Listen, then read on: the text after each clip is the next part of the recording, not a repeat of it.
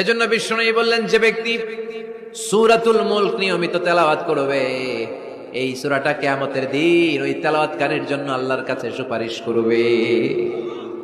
এখানেই শেষ নয়, বিষ্ণু বললেন খাসামাত আন সাহিবিহা, এই সূরা যে তেলাওয়াত করবে তার পক্ষে আল্লাহর সাথে এই সূরাটা দাঁড়িয়ে তার পক্ষ নিয়ে আল্লাহর সাথে তর্ক করবে, ঝগড়া করবে। আল্লাহ, তুমি ওরে জান্নাত দিবা না কেন? ওরে মাফ করবা না কেন? তুমি না গফুর, তুমি না গফফার, তুমি না রাহিম, তুমি না রহমান, তুমি মাফ করে দাও। ও মিয়া, সুপারিশ করতেছে কে? সূরাতুল মুলক। সুবহানাল্লাহ কইবেন না? কতক্ষণ এই তর্ক আল্লাহর সাথে সে চালাবে? হাত্তা আদখালাহুল্লাহুল জান্নাহ, যতক্ষণ না আল্লাহ তার জান্নাতে না ঢুকায়।